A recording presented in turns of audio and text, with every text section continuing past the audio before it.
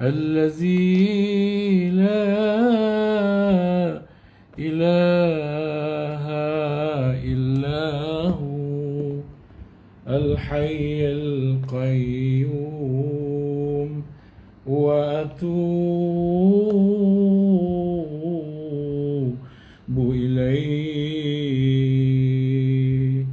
لا إله إلا الله، لا إله إلا الله، لا إله إلا الله، محمد رسول الله.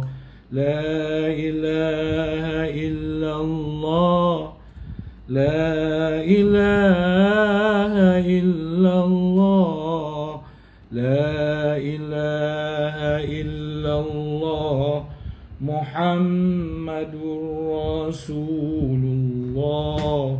يا الله يا الله يا الله يا الله يا الله يا الله يا الله يا الله يا الله يا الله يا الله يا الله يا الله يا الله يا الله يا الله. لا إله إلا الله، لا إله إلا الله، لا إله إلا الله، محمد رسول الله. لا إله إلا الله، لا إله إلا الله، لا إله إلا الله، محمد رسول الله. يا الله يا الله يا الله يا الله يا الله يا الله يا الله يا الله.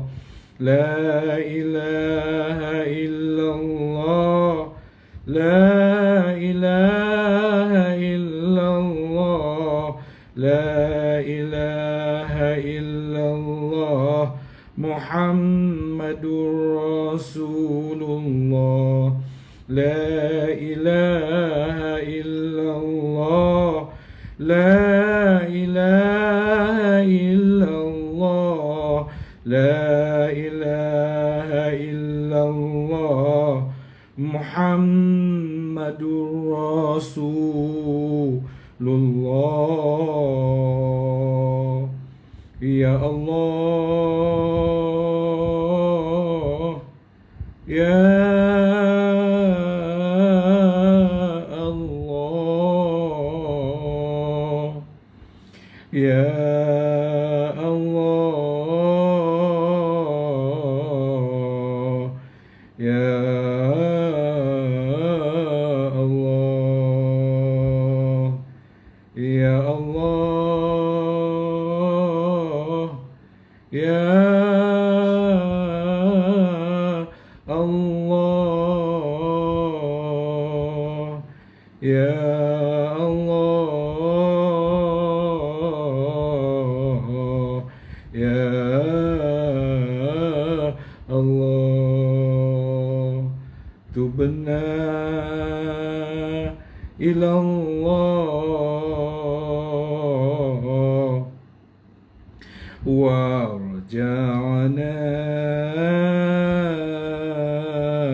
إلى الله وندمنا على ما فعلنا. تبنا إلى الله ورجعنا إلى الله وندمنا على ما فعلنا.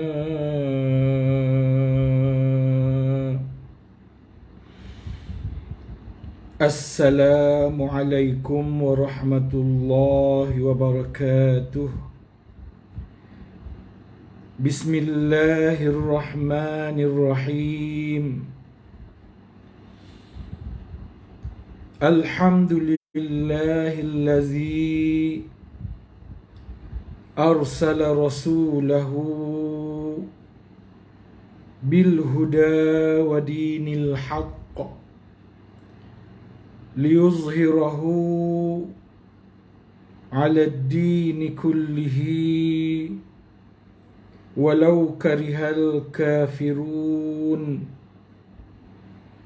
أشهد أن لا إله إلا الله وأشهد أن محمدًا عبده ورسوله إمام المتقين وقائد الدعاة المجاهدين.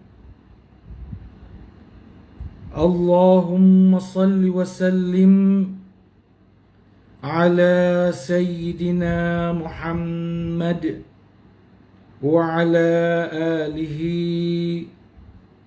وأصحابه أجمعين.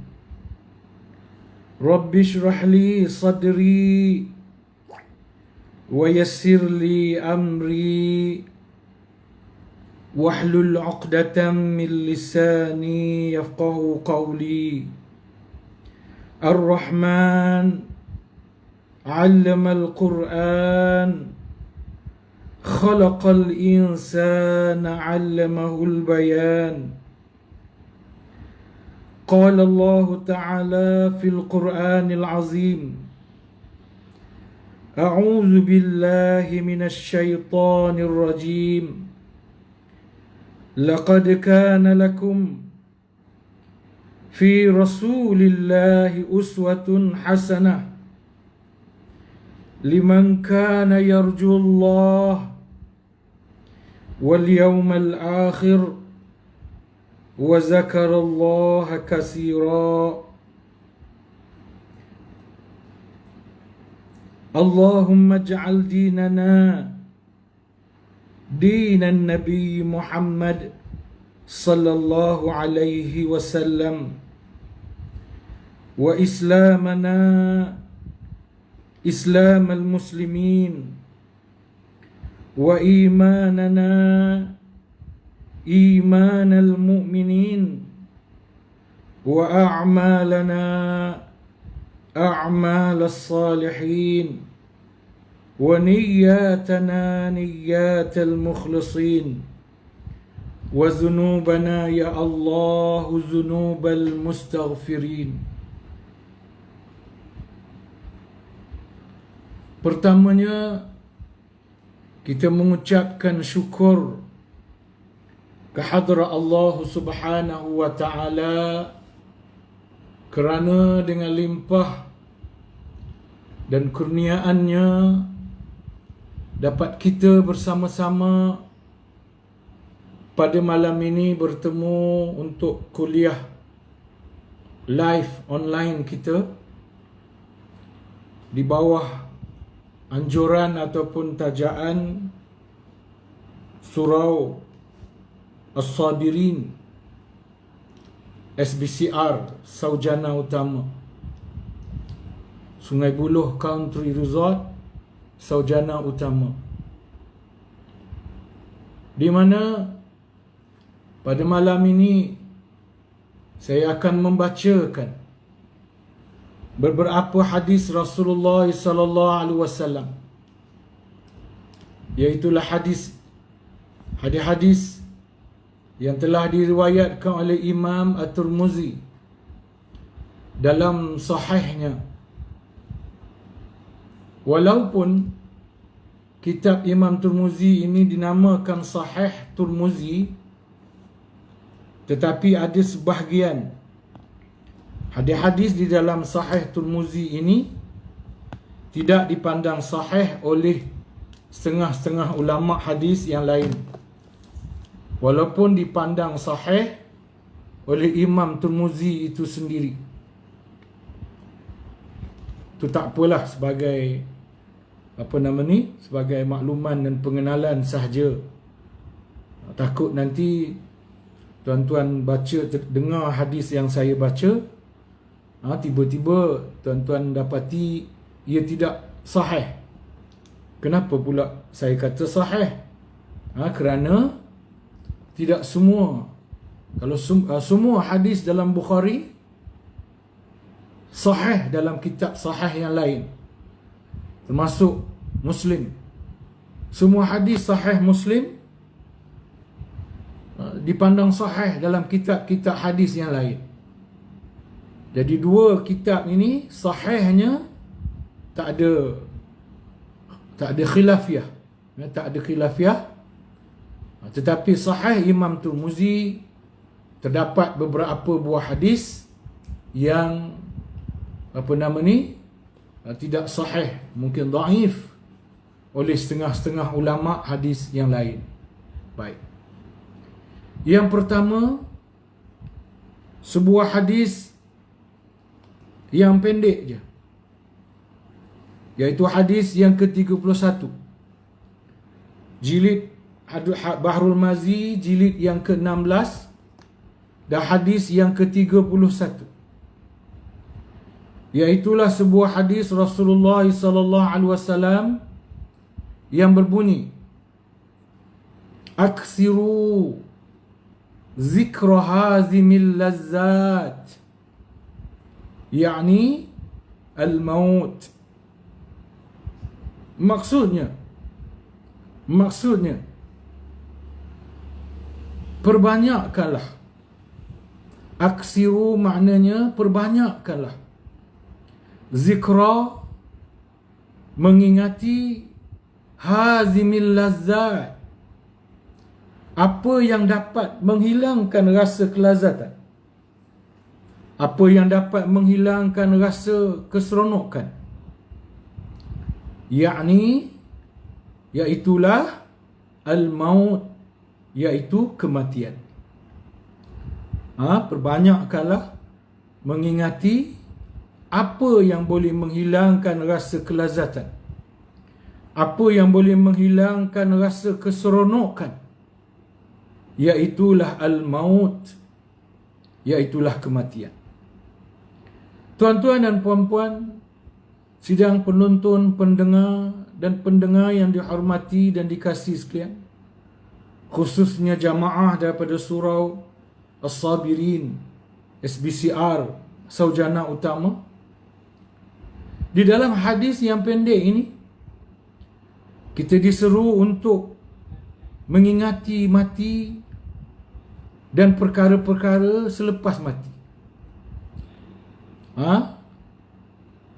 Pertanyaan mungkar nakir, azab kubur, himpitan kubur, ular kala jengking, kubur diluaskan dan disempitkan.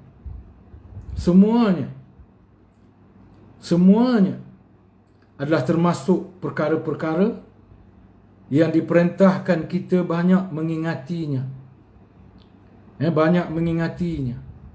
Iaitu mati dan perkara-perkara selepas mati. Sebenarnya semua tahu akan mati. Semua manusia, yang kafir pun, wa imma yang berpahaman ateis mulhid pun mengetahui bahawa semua manusia akan mati.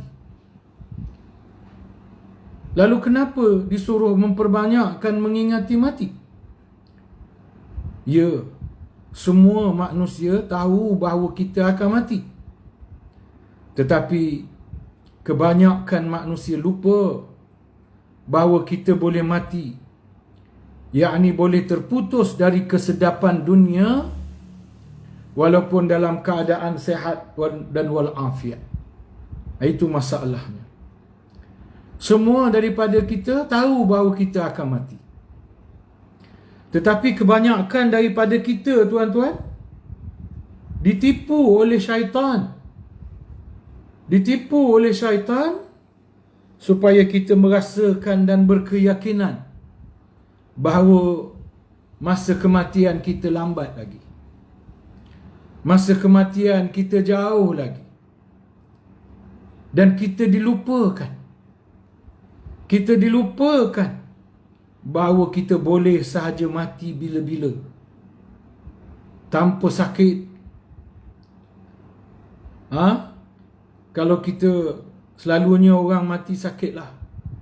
Sebab musabab kematian yang paling banyak dan difahami oleh manusia ialah sakit. Terutamanya sakit jantung, terutamanya sakit buah pinggang dan seumpamanya. Tetapi kita manusia dilupakan. Antaranya syaitan ganggu kita, hasut kita, supaya kita merasakan bahawa kita lambat mati lagi. Kalau kita sihat misalnya, kita ditipu dengan kesihatan tubuh badan itu. Kau sihat, kau bukan macam si fulan bin sepulan tu, dia sakit, memanglah patut dia mati cepat, mati muda. Kau sihat, kau lambat lagi, tahan lagi ni 10 tahun, 20 tahun.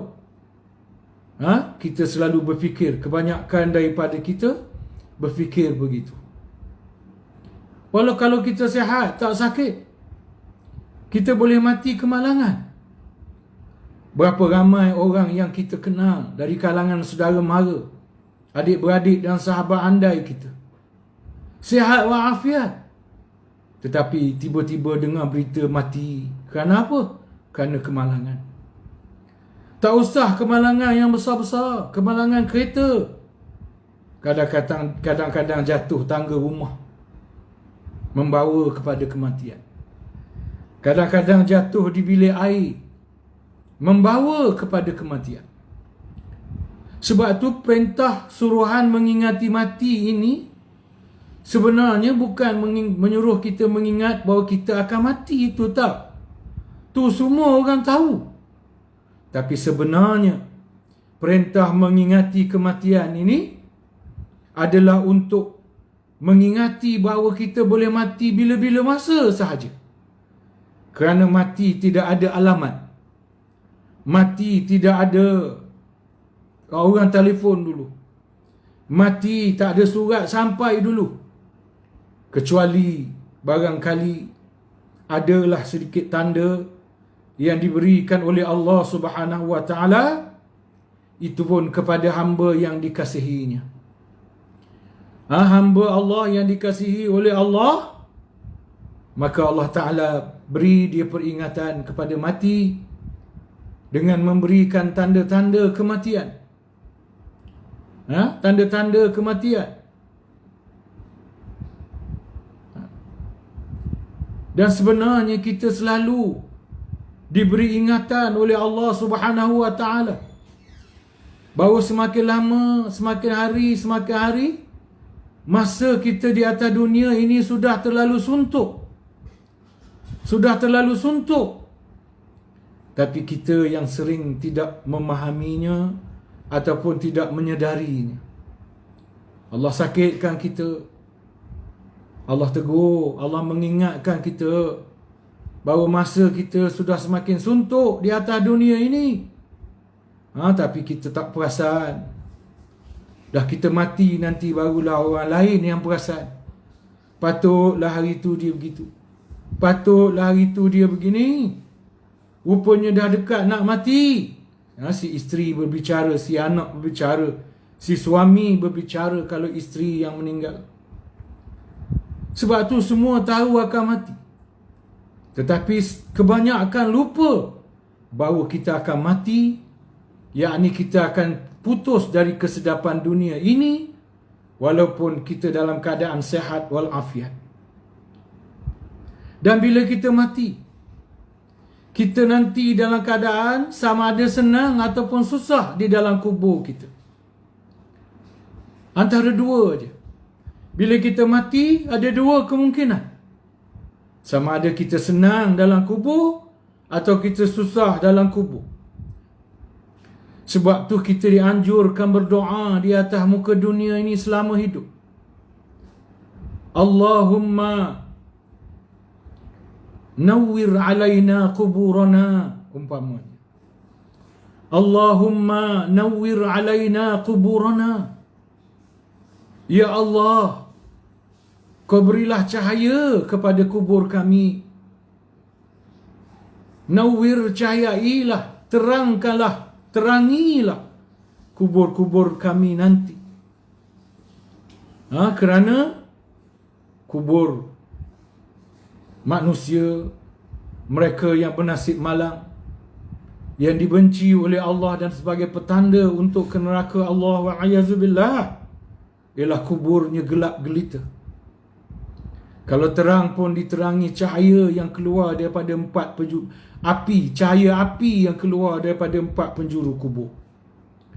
Bukan cahaya yang menerangi kubur, tetapi api, cahaya terang daripada api yang keluar daripada empat penjuru kubur. Wal'ayazubillah.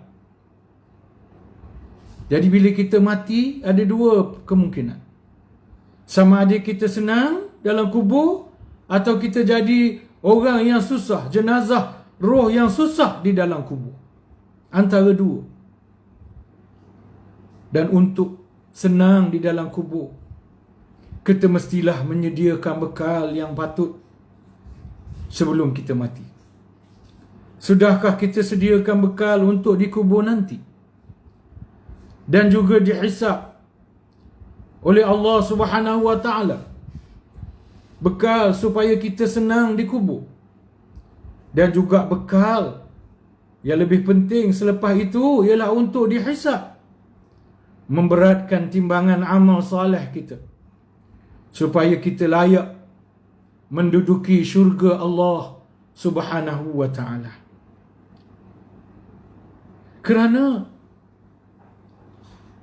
Sebab itu kesedaran untuk menyiapkan bekal ini adalah dengan selalu mengingati mati. Kalau selalu ingat mati, selalulah kita terdorong untuk menyediakan bekal amal ibadah. Tapi kalau kita selalu tak ingat mati, kita lupa untuk menyiapkan bekal kita atau memperbanyakkan bekal kita. Tanpa ingat mati, tuan-tuan, sidang penonton dan pendengar yang dihormati sekalian, kita hanya akan, tanpa ingat mati, kita hanya akan sibuk menyediakan bekal di dunia saja. Kita hanya akan sibuk bergembira dan berseronok di atas dunia saja. Kita akan sibuk untuk menikmati keseronokan hidup di dunia.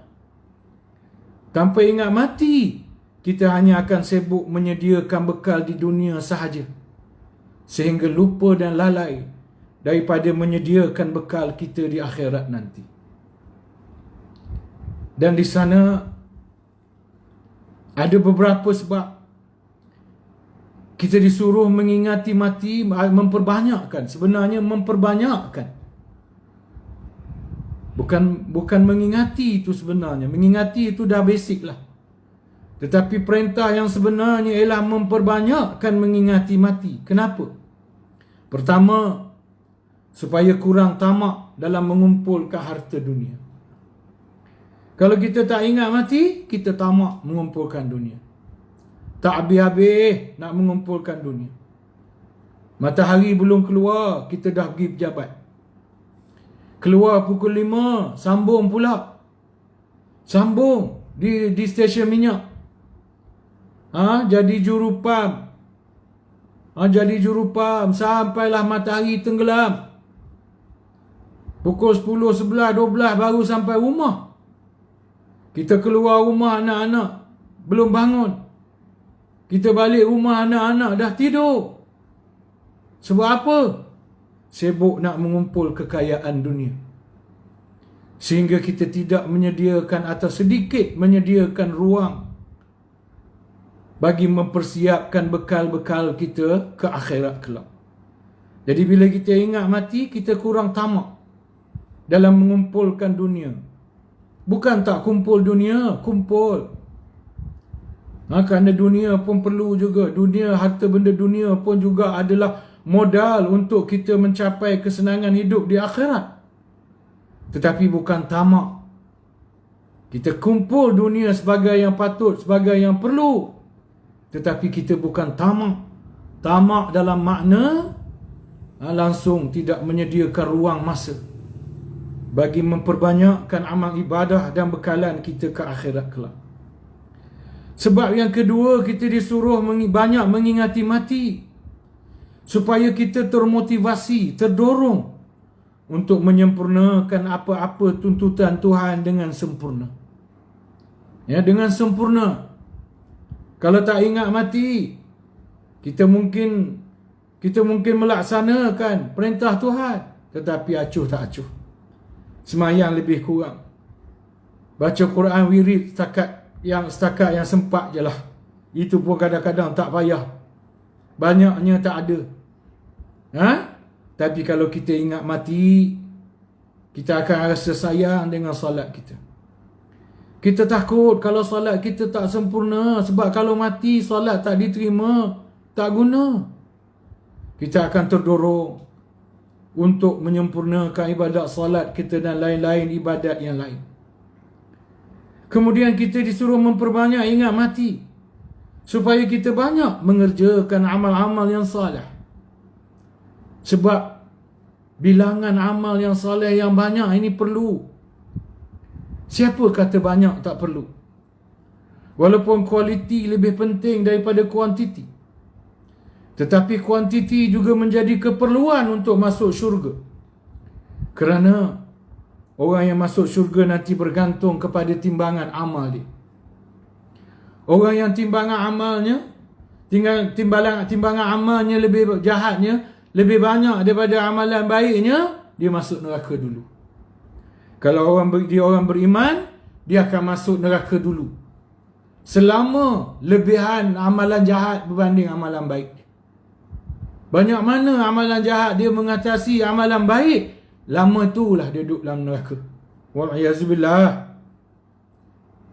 Dan kalau sekiranya amalan baik dia mengatasi amalan jahat, dia akan terus masuk syurga.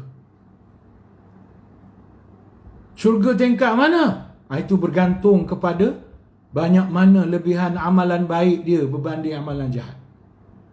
Kalau banyak peratus amalan baik dia lebih banyak, lebih besar daripada peratus amalan jahat, dia akan duduk syurga yang tertinggi, syurga yang di atas.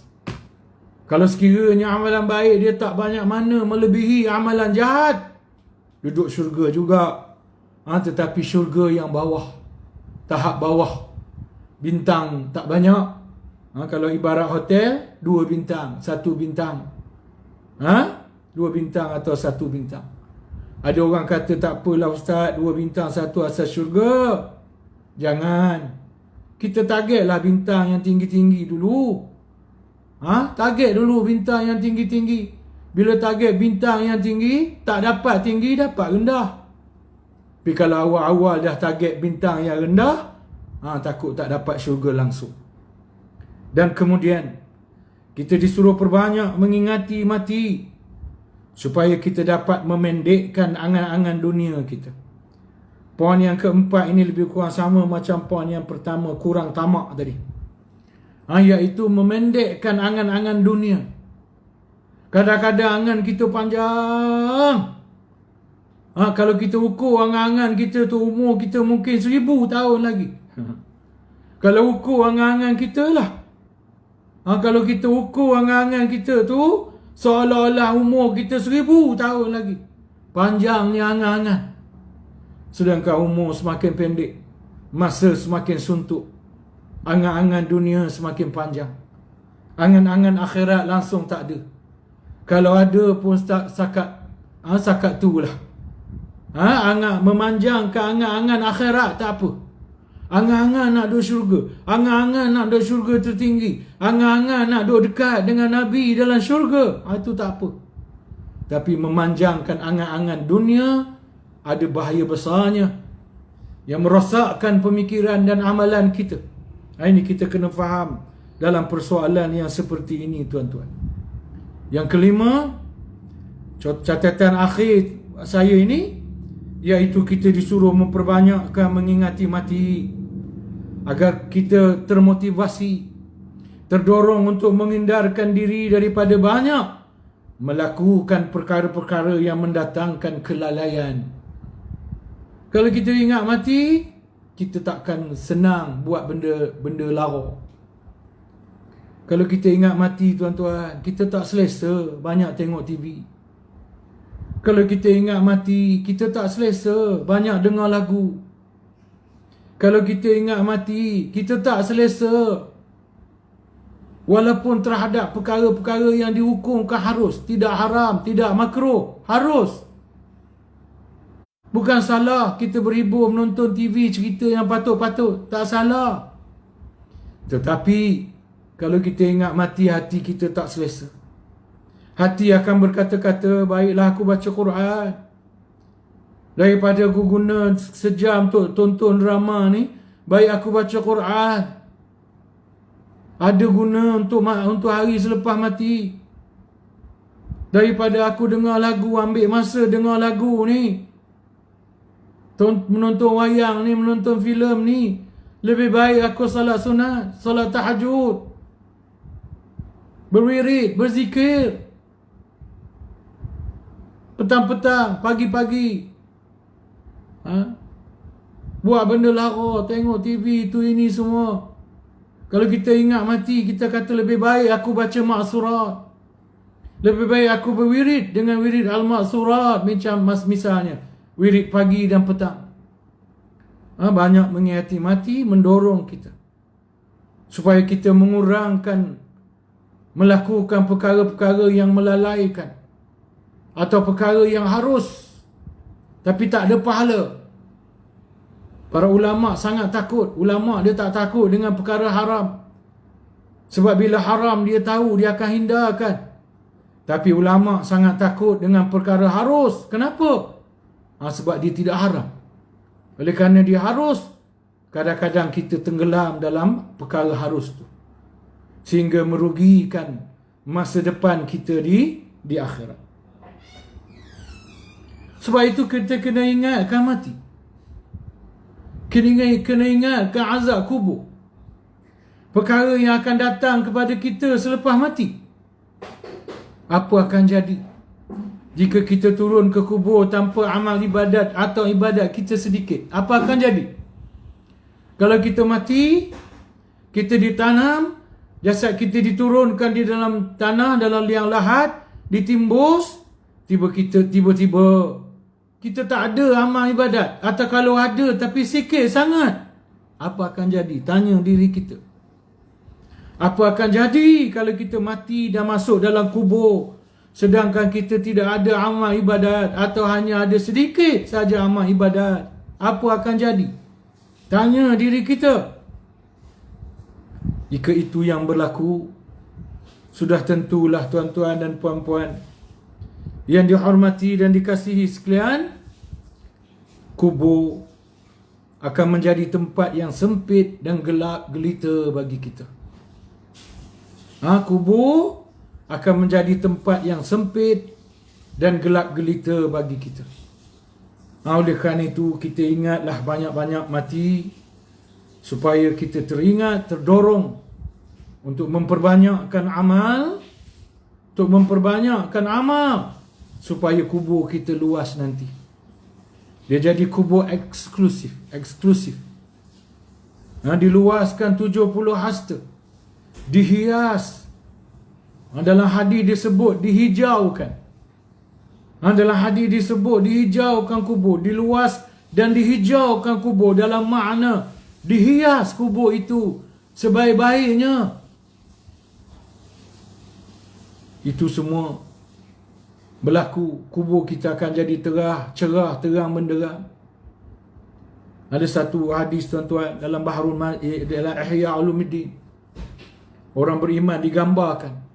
Bila orang beriman mati ni tuan-tuan, malaikat datang bawa makanan, masuk kubur dia bawa makanan. Malaikat masuk tu senyap-senyap. Dia tak nak ganggu, tak nak si roh ni tadi terkejut tidur, terganggu tidur, dia tak nak. Dia masuk senyap-senyap dalam kubur kita. Lepas tu dia tengok kita tidur, dia tak kejut. Kalau bibi kita orang gaji, orang yang ada orang gaji ni, kalau bibi kita hantar makanan ke bilik, dia kejut. Tuan, bangun tuan, sarapan. Saya sudah siapkan sarapan. Tapi riwayat tu mengatakan malaikat ni, dia tengok kita tidur, dia diam, dia biarkan, dia keluar balik. Dia biarkan kita tidur sepuas-puasnya tuan-tuan.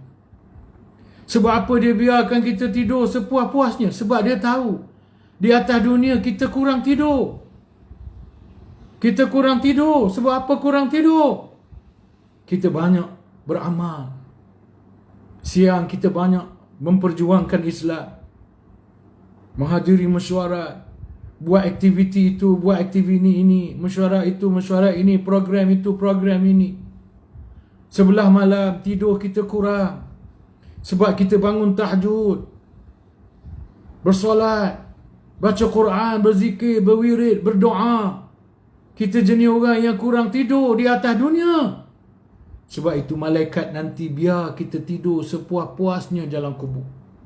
Sampai kita bangun sendiri. Ini adalah kubur, jenis roh yang dia ingat mati. Dan kerana ingat mati, dia menyiapkan banyak bekal untuk hari selepas dia mati. Habis hadis yang pertama. Kita ambil pula hadis yang kedua untuk malam ini. Dan terakhir. Saya kira ceramah saya akan tamat selepas huraian hadis kedua ni.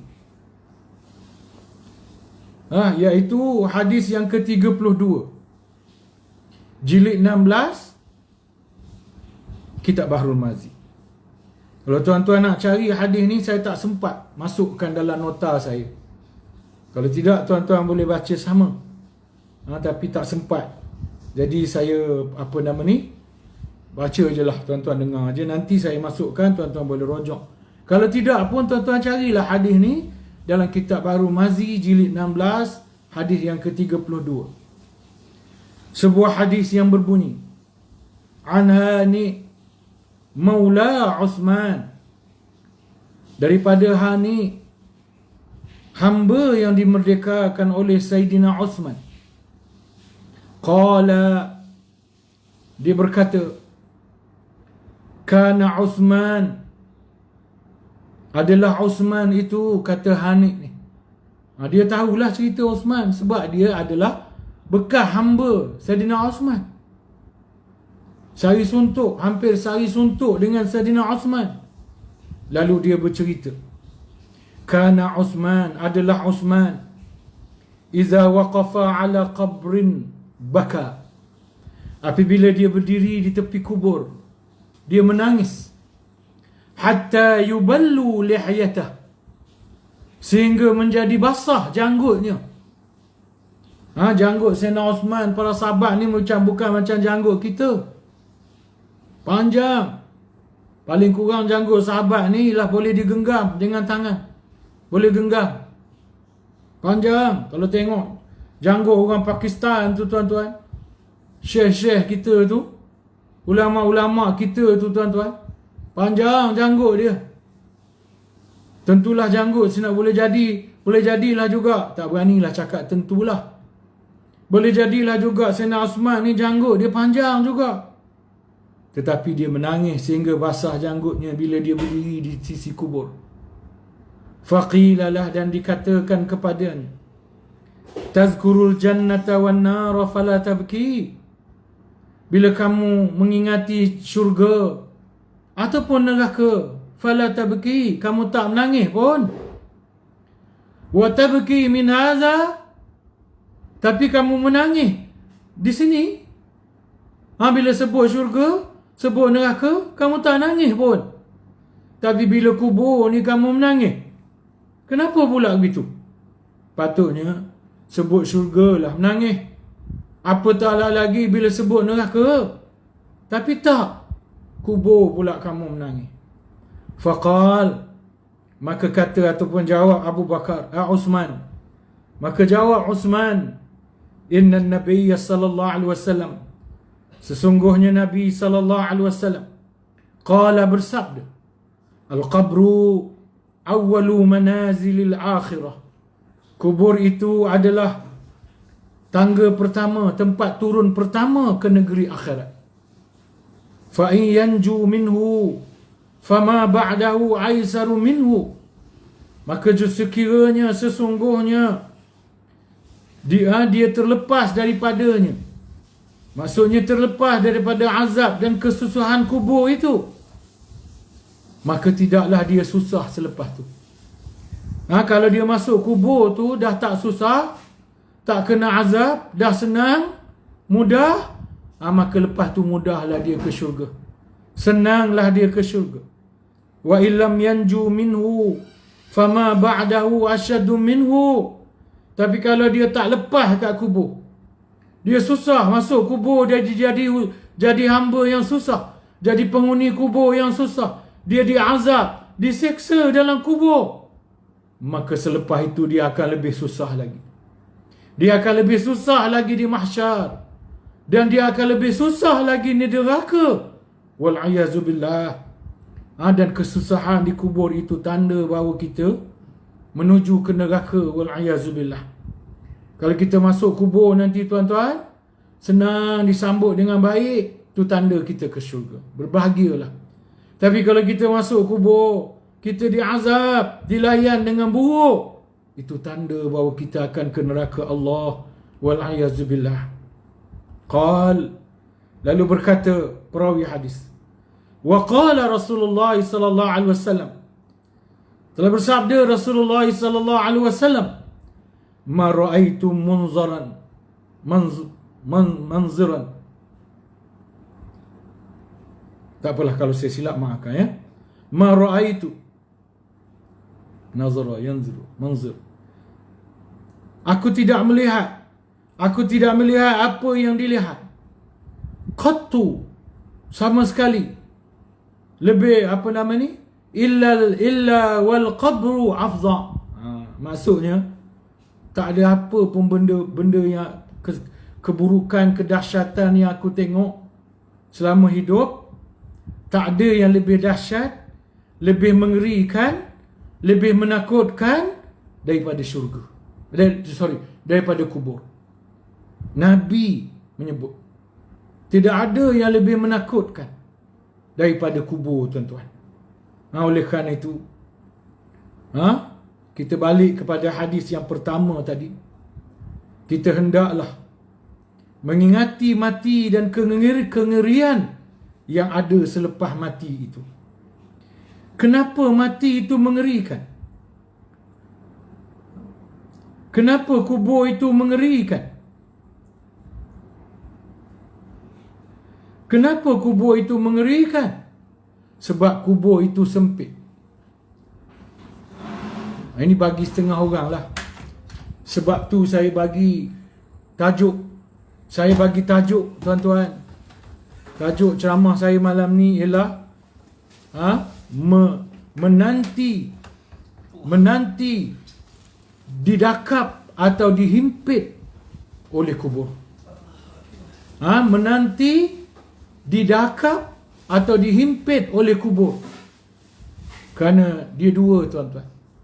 Bila kita mati nanti, sama ada kita didakap, dipeluk dengan penuh mesra dan kasih sayang oleh kubur, sebagaimana seorang ibu memeluk anaknya, atau kita dihimpit oleh kubur sehingga remuk, tak usah kata daging kita, hatta yakhtalifu adla'ih, kata Rasulullah sallallahu alaihi wasallam, au kama qala, sehingga berselisih tulang rusuk.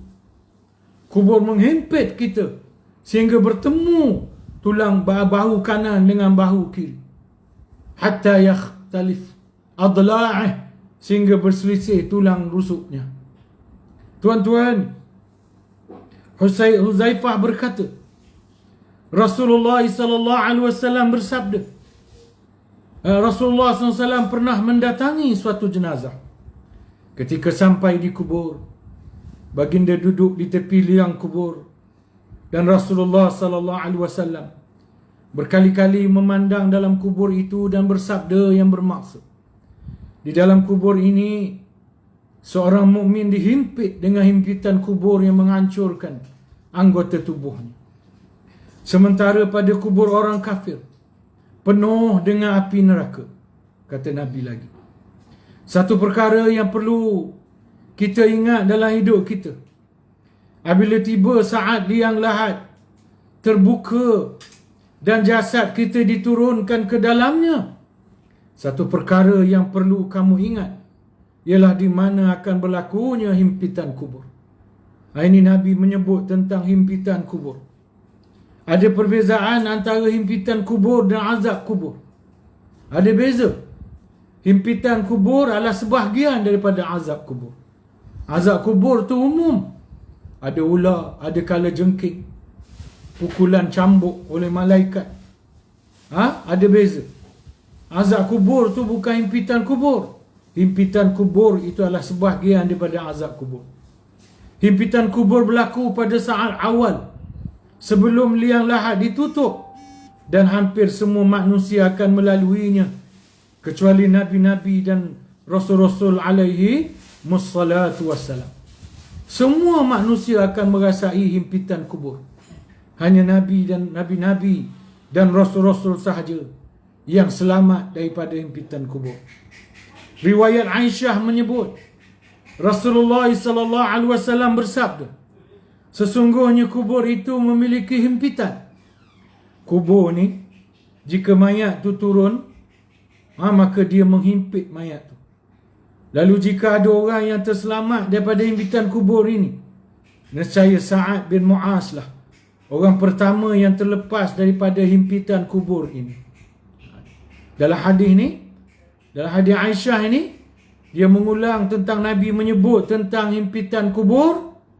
Dan dalam hadis ini Nabi menyebut, kalau ada orang yang boleh selamat daripada himpitan kubur ialah Sa'ad bin Mu'az. Siapakah Sa'ad bin Mu'az? Sebab Nabi tak sebut atas amalan apa Sa'ad bin Mu'az. Aisyah pun tak sebut atas amalan apa Sa'ad bin Mu'az mungkin selamat daripada azab kubur. Buka dan bacalah sejarah Sa'ad bin Mu'az. Buka dan bacalah sejarah Sa'ad bin Mu'az. Sa'ad bin Mu'az ni, dia ketua pemuda Quraisy yang masuk Islam. Antara kelebihan dia adalah ketua pemuda Quraisy yang masuk Islam. Saya bagi dua lah kelebihan Sa'ad bin Mu'az ni, tuan-tuan. Yang lain tuan-tuan bacalah sendiri dalam, bukalah internet banyak sekarang.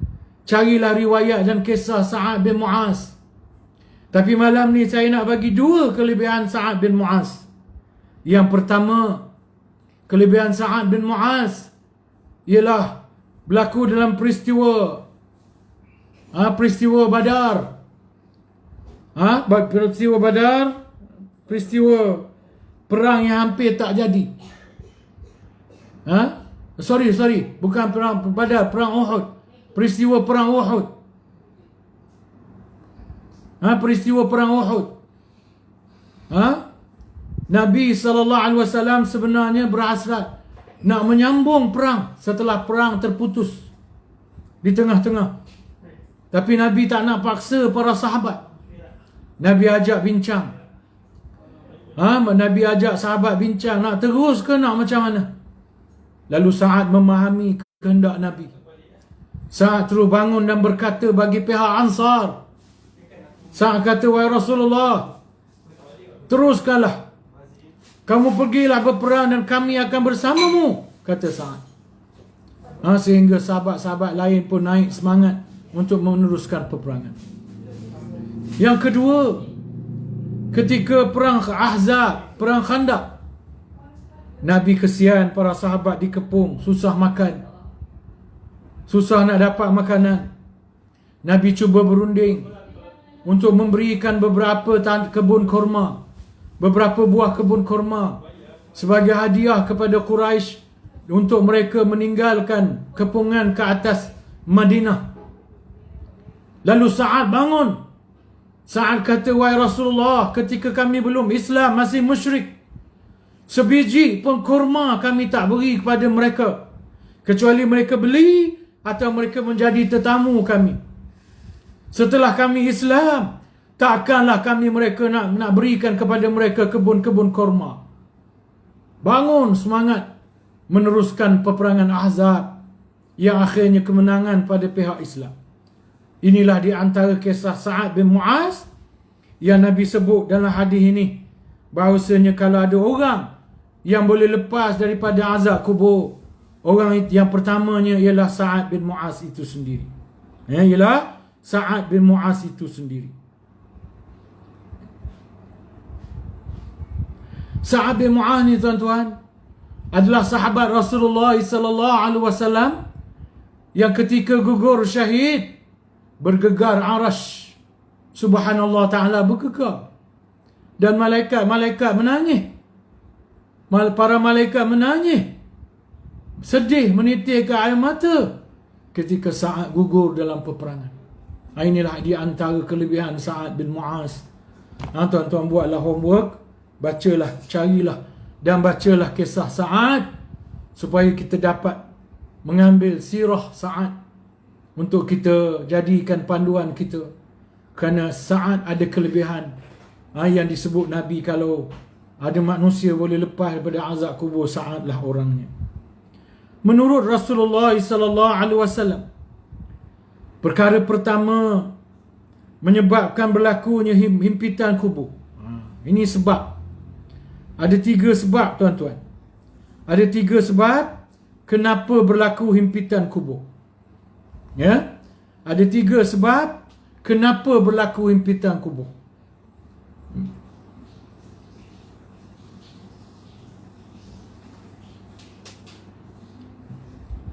Saya ingat saya berhentilah setakat tu dulu tuan-tuan.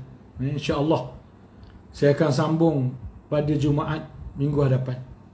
Kerana kuliah ni kita akan sambung surah As-Sabirin, SBCR Sarjana Utama menganjur atau menaja kuliah ini selama 2 kali dalam bulan ini dan 2 kali juga bulan depan. Jadi saya akan sambung lagi. Hadis ke-32 ni saya akan sambung, iaitu sebab-sebab, apakah faktor yang menyebabkan berlakunya himpitan kubur. Kenapa himpitan kubur ni berlaku? Kenapa himpitan kubur yang menyakitkanlah, yang meremukkan daging dan tulang, bukan himpitan kubur yang sebagaimana saya sebut tadi sebagai dakapan seorang ibu. Ada hadis riwayat membandingkan himpitan kubur bagi orang beriman ni ialah sebagaimana seorang ibu mendakap anaknya. Anak yang masih baby, yang baru boleh berjalan, dia panggil anak dia, dia panggil anak dia, dia pun peluk anak dia. Lepas tu dia lepaskan balik. Begitulah himpitan kubur untuk orang-orang yang beriman. Himpitan kubur untuk orang-orang yang beriman. Di mana kubur mendakapnya. Kubur mendakapnya. Himpitan kubur bagi orang-orang yang beriman ialah kubur memeluknya, mendakapnya dengan penuh mesra dan kasih sayang.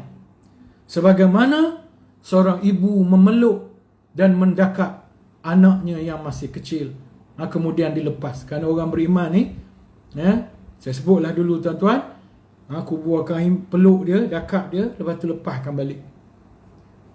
Tapi kalau orang tak beriman, kubur tu akan menghimpitnya selama-lamanya sehingga hari kiamat. Dia akan mendapat himpitan kubur selama hari kiamat sebagai azab kubur oleh Allah Subhanahu wa taala. Jadi oleh itu, untuk malam ini saya berhentilah setakat itu. Mana-mana rakaman yang terputus ke apa-apa tuan-tuan internetnya, tuan-tuan boleh tengok bahagian yang terputus itu. Saya ada buat 3 tempat rakaman. iaitu dalam Facebook saya Hishamuddin bin Abdul Aziz, dalam page saya Ustaz Hishamuddin bin Abdul Aziz, dan dalam audio kuliah.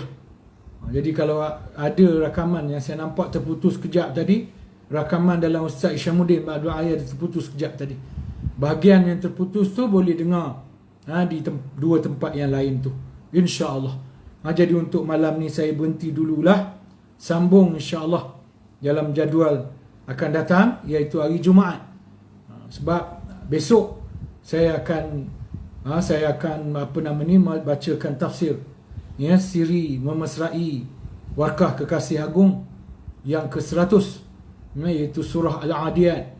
Jadi untuk sambung hadis ni hari Jumaat depan, insya-Allah waktu yang sama.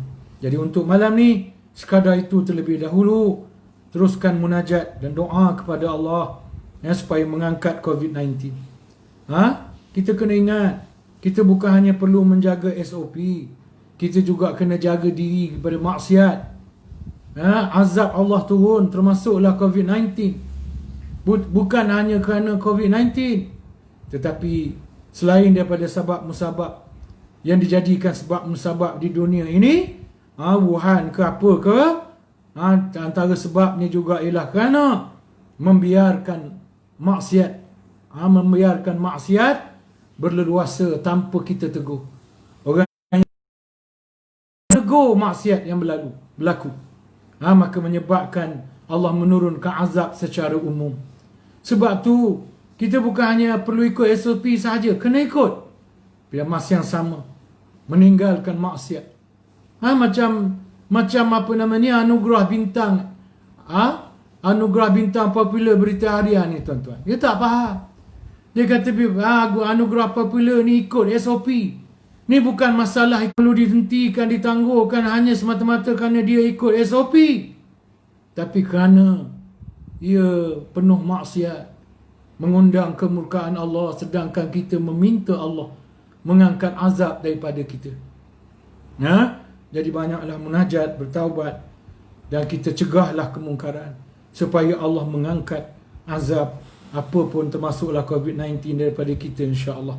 Jadi untuk malam ni sekadar itu saja. Wabillahi taufiq wal hidayah. Wassalamualaikum warahmatullahi wabarakatuh.